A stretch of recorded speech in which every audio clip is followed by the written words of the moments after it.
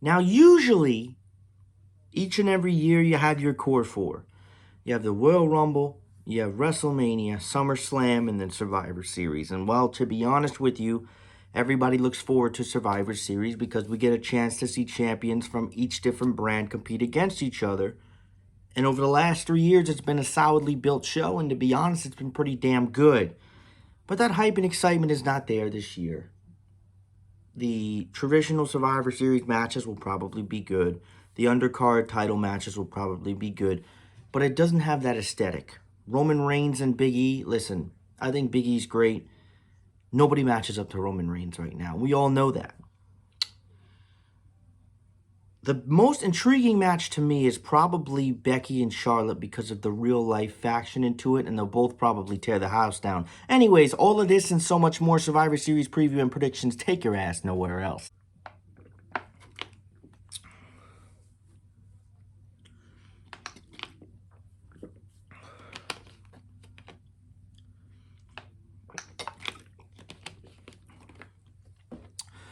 Now, like I said, my honest opinion, I don't have that hype towards Survivor Series that I traditionally would have. Now, this show will probably end up being good. Roman and Big E will probably have a good main event. But my problem is that nobody outside of Brock has been built to be a believable opponent to Roman Reigns, because Roman Reigns is so high up on the pedestal that no matter what's below him, it's so far below him. Where usually in a WWE scenario or AEW scenario, you have your couple of guys at the top. You have a couple of guys trying to get to the top, but they're not quite there. They don't necessarily match up to someone like Omega or Roman. Roman's a different beast, but they don't necessarily match up to someone like Omega, but they're knocking on the door in a sense. But with Roman, it's a bit different because you have Roman up top and you have the people that are on tier 2 this far below. And then below them, you have mid-card, tag title. Not saying, I mean, the tag division is not. I feel like the mid-cards probably looked up more than the tag division because WWE Tag Team Wrestling hasn't really had any type of spark to it. But that's the issue, is that will happen by rule. I think the biggest match for me to get excited for is Becky and Charlotte because both of them are fantastic. The issue now becomes is that Charlotte has become an issue in the locker room. I don't know about how she affects the men, but the women don't like her. Reportedly. Ric Flair was reportedly pretty much erased from WWE history, which is a difficult thing to do because he's one of the biggest foundations and biggest members this company's ever seen. And Charlotte is obviously still wrestling, and while she's fantastic at what she does, right now she's kind of in the foxhole, if you will. Becky, on the other hand, is well respected, so it's going to be interesting to see two champions work with each other that, in all honesty, really don't like each other. And we've heard that in the past couple of weeks it's gotten to a boiling point. I don't know if it would be a Shawn Michaels and Bret Hart kind of boiling point, but a boiling point nonetheless, which would put it interesting. Now, if you guys remember, about a little over a decade ago, Matt Hardy and Edge had the whole thing going on with Lita, right? Edge was with Lita. She left for Matt. I don't know how the exact situation went, but Edge or Matt had a big spot off the top of the cage, and Edge was scared because he did not trust him. And that's the thing, is that wrestling is not only about discipline, self-respect, all of that. It's about trust, too. You want to have trust in your opponent. You want to have trust that they're going to do what they need to do. Yes, injuries happen. Freak shit happens. But in all, when your opponents don't like each other, you're not going to like everyone you work with, but when they have a strong disdain for each other, there's a high probability you get stiffed, they fuck up the move, and then again, it's one person gets mad, and at the end of the day, it's professionalism. And that's one of the things that's going to become difficult, and I think it will be difficult, but I think that aspect outside alone adds the intrigue to that match. And the match will probably be great regardless, but it'll be interesting to see how that goes. But nonetheless, let's get into the preview and predictions here. I do have to watch the highlights of the recent main roster shows. I've just been so high on the AEW wagon and just football and just all this other shit on the side. And I guess we'll start because they have it listed from top to bottom, kind of where the top is Roman Reigns and Biggie. I kind of want to work my way up and then review the main event or preview it at the end. The first match, at least on the bottom of this, is RK Bro against the Usos for the tag. Well, there's no titles on the line, but the Raw tag versus SmackDown tag. Now, I originally was going to say RK Bro because I think RK Bro is a great tag team. Matt Riddle's great. Randy Orton's great. It was a bit off to an awkward start at first, but I think they work well together. Obviously, right now, Randy Orton is not enmeshed in any main title feud. Matt Riddle's there, and it works. But sometimes I look at guys that are in tag teams, and I realize they're in there so long because not that they aren't talented enough to be solo, but because they don't have anything for them. What is Randy Orton going to do? He's going to challenge Big E? Like, it's not. Big E is great at what he does, and I think he's a good champion. But there are a lot of guys, and this is an issue. There are a lot of guys below him, or a lot of guys that what's the word? There are a lot of guys that I could easily see beating him, and when you're the champion of the brand, you don't want to see that. You don't want to see that. Then we get to the Usos. The Usos are great. They've been one of the best tag teams in WWE over the last decade. We remember some of their great classics against the New Day, so on and so forth. Now, while my heart would say the RK Bro would retain, CBS Sports makes a good point here. They say the Usos are tied to Reign, which would make them more or less bulletproof. To an extent, obviously Roman Reigns and the whole tribe looks fantastic, but when you have them all holding gold at the end of the night, it just looks that much better. I mean, you're going to have the Usos well, it's not a, excuse me, I keep fucking thinking in my head it's for the titles. You're going to have the Usos lose and then have Roman win during the night. Now, this becomes a little bit more Usos favored if it's for the title, but Matt Riddle, it says here, his tendency to bumble his way into mistakes gives the easiest play for how either team loses. Yeah, Matt Riddle's great, but he kind of finds himself in shit awkward situations sometimes, and I think that that's one of the things that we've noticed. I will sit and I will say that I think the Usos win. Because, again, one of the reasons I say that is because even them losing, Roman is tied with them now. So you have to, they by association are important. It's the family. It's all of this and that. So I go with the Usos to win. I keep thinking in my head that it's a tag team championship match, what it is clearly not. Intercontinental title match. We have just gone over 2 men who have graduated from Monster Factory. Monster Factory was a wrestling academy that I visited, made some good friends, was put on by a friend, and the coach, owner, Danny Cage, seems like great people. Do I know if I'm going yet? I don't know, man. Wrestling's always been a dream of mine, but I think it's really scary. And, I've gotten advice from guys, from some of the guys last week, and, I keep some of that between us because, again, it's closed. What happens in practice is practice. It's not. But, it's taking the first step towards chasing a dream is scary because it's do you go out there, you blow your knee out, you break your ankle, you never wrestle again. Do you go out there a couple of weeks, it's not for you. It's all fun and games as a fan, but then when they shine the lights on you and the bell rings and you're right in the middle of the ring, you are the show. You're not part of it. So it's scary. I think my itch has come back the last 2 years. I don't think I'm in the shape I want to be in. But enough about me. Anyways, Damien Priest was a graduate of that academy. And he's taking on Shinsuke Nakamura. Should be a great match. The mid-card matches for Survivor Series over the last couple of years have been fantastic. Low battery on my MacBook, 10%. Eat shit.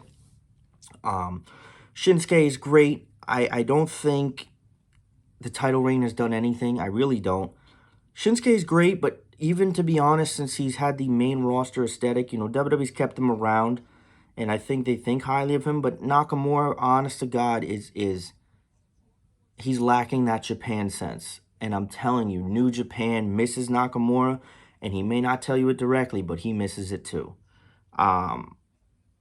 Regardless of so on, Damien Priest, on the other hand, Priest is fantastic. Apparently he's in the middle of a character overall. He's no longer the good guy. He's a destroyer with a mean streak. Damien Priest could do both. I think he would be a great heel. I think he's been a great heel. we've had more U.S. title defenses. I think we look at some of the WWE titles in terms of defense and so on and so forth. I think Damien Priest, the U.S. Championship has been pretty well defended. I think the U.S. Championship, in my honest eyes, has been one of the more better booked titles, at least the last couple of months. Again, part of my mind is that if I do this factory, I would love just to have them come in and just kind of get some advice from them. Kind of pick their brains. These are two guys, Priest and Riddle, that despite being young, they've had great success in the business in such a short amount of time. I would love that. But again, I'll put my fantasies to the side. I go with Damian Priest to win this. If they let Nakamura go, look for this to be a great match. And this will be one of the better matches you'll see. Hoping that they do that the right way. Now we get to the Women's Survivor Series matchup. Team Raw, which consists of Bianca Belair, Rhea Ripley, Liv Morgan, Carmella, Zelina Vega, versus Team SmackDown, which is Sasha Banks, Shotzi, Shayna Baszler, and Natalya. And excuse me for my mispreparation. I'm going to assume that the fifth and final member of the Women's Survivor Series match was announced last night. Fifth member. Sonya Deville revealed that Toni Storm is Aaliyah. Yes. Wait, no. Shit. She removed her due to friendship with Naomi. That was sad. Toni Storm. Yes. Toni Storm now comes in. Good for her. I feel bad for Aaliyah. I think she's fucking great. Toni Storm joins that list of the SmackDown Women's Division on there. Now, Raw usually, it feels like they dominate Survivor Series, which isn't right. But, I think SmackDown gets to the end of the half later of the show. And there's one thing that I did forget, which I will preview next. That is the dual-branded Battle Royale for SmackDown. Now, one of the things WWE is teasing heavily throughout this night is 25 years of The Rock. Do we see The Rock come out at the end of the show, confront Roman, and set up a match? I think it was more unlikely than likely, and I still kind of am on the fence about it. But one thing I will say is that if they are now starting to celebrate The Rock, they're making all these hints, 25 years of The Rock, and it's just kind of almost hinting towards it. The 25-man Battle Royal, but we're not going to get to that yet. Sonya Deville reveals that. I think Team Raw wins this. I think they're the stronger team by a landslide, actually. I think the SmackDown team is pretty weak. Sasha is there. Shotzi's another favorite. Shayna's there, and Natalya and Toni Storm. But then when you compare them against Bianca, Rhea, Zelina, and then Liv Morgan and Carmella. So you see every team has top dogs, and then you kind of have the guys that are in the middle. I think Team Raw wins this. Toni Storm is cool, but I would say, it says here Raw feels a little bit stronger. The strength doesn't really matter. It would be smart to have survive the match and build up a resume ahead of the match. Morgan, yeah. I think Liv Morgan, too, is one of those women that is starting to get built in a more positive direction. Is she mainstream yet? No, but if they keep building her the way that they're building her, she will be a women's title challenger some point in 2022. When that comes, we don't know. Again, it's very early, but the Women's Royal Rumble, if they really trust her, and I don't know if she'll be at that status yet, they could have her win the Women's Royal Rumble, but that's in January, and we're in November, bitch. I'll go with Team Raw to win. They're just stronger. Before we get to the men's preview, let's talk about the dual-branded Battle Royale. Now, this match is being centered around The Rock and his historic run, which obviously, The Rock is The Rock, man. What are you going to say? 25 years since his debut at Survivor Series 1996, and in honor of that, they will take 25 superstars and battle it out until one man stands tall for his victory in the end. Good for the brand, but it means nothing. Battle Royals haven't meant anything in WWE in the longest time. The only Battle Royal of any type of importance is the Royal Rumble. The Andre the Giant Memorial Battle Royal does nothing. Now, there are superstars that go on to have success that win the Battle Royal, but they don't go on to have success because they win the bet or because they won the Battle Royal. Example, Big Show, Cesaro, like I can't even remember. There's a list of 25 guys here, and somebody mentioned something. Let me see if they have it on here. Somebody had mentioned that they could see all 25 of these guys being released. I would be shocked if WWE had the audacity to release AJ Styles. Ricochet, I wouldn't be surprised to see that. 25-man battle.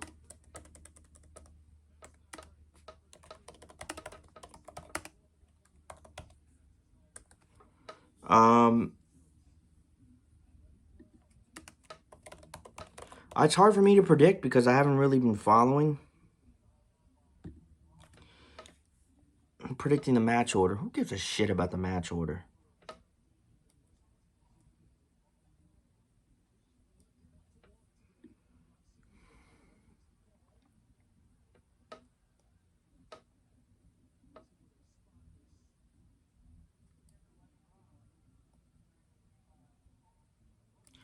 Okay, so apparently this is reviewing Royal Rumble 2020 or 2022. The 25-man, like I said, consists of Ricochet, T-Bar, Mansoor, Cesaro, Montez Ford, Angelo Dawkins, Eric, Ivar, R-Truth, Drew Gallagher, AJ Styles, Almost, Sami Zayn, Humberto, Angel, Apollo Crews, Commander Aziz, Otis, Chad Gable, Shelton Benjamin, Cedric Alexander, Dolph Ziggler, Robert Roode, Jinder Mahal, and Shanky. You have a list of a lot of guys on there that mean nothing. Them winning means nothing. Ricochet stands out. Cesaro stands out. Styles stands out. Dolph Ziggler stands out. I would like to see, and my prediction is going to be Sami Zayn, because Sami Zayn is fantastic. It's time we push him to at least win something. Let it be the damn Battle Royale. Please. Please. I think he's the best booked guy in all of this. You know, Jinder Mahal is there. No one gives a shit. Hate to say it. Styles is there. Sami Zayn should have the match, and he should be sneaky the whole match. Do what The Miz would do. You know, go under the ring, disappear for 5-10 minutes. Now, I'm not saying spend the whole match on the outside, but really look at this. How many men could you honestly see winning this Battle Royale? I could say about 4. Styles, Cesaro, Ricochet, Sami Zayn. That's about it. That's about it. I mean, what are you going to have R-Truth win? You know what I mean? It's just, I'll go with Sami Zayn to win that. We get to the men's preview and predictions of the Survivor Series. SmackDown has to find a win sometime, and this might be it. Team Raw consists of Seth Rollins, Finn Balor, Kevin Owens, Austin Theory, who is so arrogant, it's hard to listen to him, and Bobby Lashley, versus Team SmackDown, who is Drew McIntyre, Xavier Woods, Jeff Hardy, Happy Corbin, and Sheamus, who was announced. Now, clearly, Team Raw is a stronger team. Raw has built the whole night stronger, and that's just the reality of it. Personal opinion, SmackDown has to win one. You look, Drew's there, Xavier's there, Jeff is there, Happy Corbin is there, and Sheamus. So, I mean, at the same time, it's hard for me to sit and say I see Raw. I mean, you have Rollins, Balor, Owens, Lashley, and then Austin Theory, who was on the bump and acted like he's next in line for Roman's title, when in all reality, he hasn't even done anything in WWE. And that's not a knock on him, but it's like, don't parade around yourself when you haven't done shit. Oops. Raw clearly is a stronger team. I will flip-flop them. If Team Raw wins for the women, I will go with, if Team SmackDown wins for the women, I'll go with Team Raw. I don't know why. You want to boost Drew towards the title? Sure. Team SmackDown wins, and that is that. Women's Championship. Charlotte Flair versus Becky Lynch. Flair is not in the best graces with WWE right now, and I'm pretty sure we all know that. We're rolling with the champions to look dominant. We want Roman, or we assume Roman wins. We assume the same about Becky. Listen, my preview, I think Becky wins. How she does it, I don't know. This is going to be an interesting match. Watch this match closely for facial expressions, things that don't look right, so on and so forth, because I think that this is a match that has outside real-life heat going in. But I'll go with Becky to win. Main event, presumably, of the evening is Roman Reigns and Big E. This could be a good match, and it probably will be, but at the end of the day, we all know what happens. Roman Reigns is going to win. Big E will put up a good fight. If WWE can trust to do the right thing in any given moment, this would be a good night for Reigns to take a loss and set off a spiral that freshens up his character as the act is quickly getting stale. I will say this, the Roman Reigns act, and I didn't know if I was the only one, I will say that the Roman Reigns act is starting to, as great as it is, it feels like it's kind of running its course a little bit. I'll still pick Roman to win. I think that in the near future, Roman's going to meet his match, whether it's Drew McIntyre, which I think will probably be his match. I mean, I don't know. Unless for some forsaken reason, this is a Roman Reigns wins, and it's a dominant performance, and he shits on Big E, and out comes The Rock. I wouldn't get your hopes up for that, but I'll go with Roman Reigns to win against Big E. This has been your Survivor Series preview and predictions. Hit the like button, subscribe, follow me on social media, do everything that you love, and have a great day.